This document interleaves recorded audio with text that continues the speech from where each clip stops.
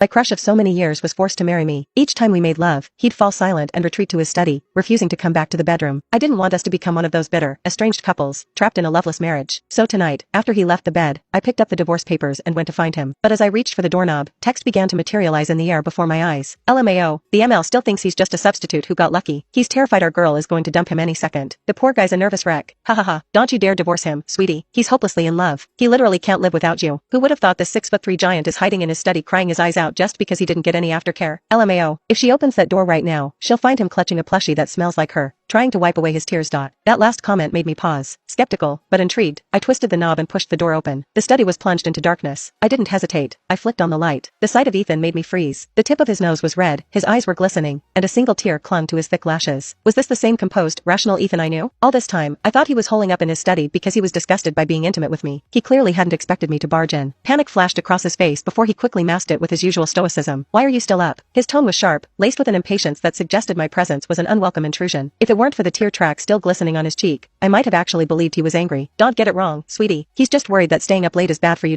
Oh no, here he goes again, overthinking himself into a hole. He probably thinks his performance was so bad it didn't even tire her out enough to sleep. The comments started flooding in, getting racier by the second. The explicit words made my face burn. I ignored his question and asked one of my own. What are you holding? From the moment I'd walked in, he'd kept his hands behind his back, hiding something. I needed to see if the comments were telling the truth. It's nothing. His eyelashes fluttered. He couldn't look me in the eye. I have a bit of a weakness for stuffed animals. My bed is practically overflowing with them. If he'd taken one, I honestly wouldn't have noticed. He didn't move, so I took a step forward to see for myself. To my shock, he flinched back, scrambling away from me as if I were a thief. There was no way I could see what he was hiding now. I held out my hand, my gaze locking with his. My voice was calm but firm. Show me. Finally, his shoulders slumped in defeat. He ducked his head, refusing to meet my eyes, and hesitantly placed the object in my hand. It was one of my plushies. The comments were right. My eyes went wide. For a moment, I was too stunned to speak. Before I could even process it, a new wave of comments caught my attention. This manchild is always crying. Sweetie just has to raise her voice a tiny bit and the waterworks start. So useless. Hey, don't be so hard on him. How tough can a guy who needs aftercare really be? Ha ha ha. I instinctively glanced back at Ethan. His head was bowed so low his chin was practically touching his chest. In the suffocating silence of the room, a tiny, choked sob was painfully audible. He was trying so hard to stifle his anguish, but his shoulders still trembled uncontrollably. Wait, I was just talking to him normally. I hadn't even gotten mad about him taking my plushie, but his reaction, the way he was trying to cry without making a sound, made it seem like I'd just broken his heart. The comments said he thought I was yelling at him. Suddenly, I felt like the villain. Flustered, I softened my voice. Please don't cry. I wasn't yelling at you. At my words, his body went rigid. He spun around and fled into the adjoining bathroom, his voice a choked whisper as he went. I'm not crying. You're seeing things. I stared at the closed door, the information from the comments swirling in my mind. So, Ethan had it all wrong. My ex-boyfriend was the substitute. Ethan was the one I'd wanted all along. Back in college, I had a very brief, very ill-advised relationship. It was only because the guy looked a little like Ethan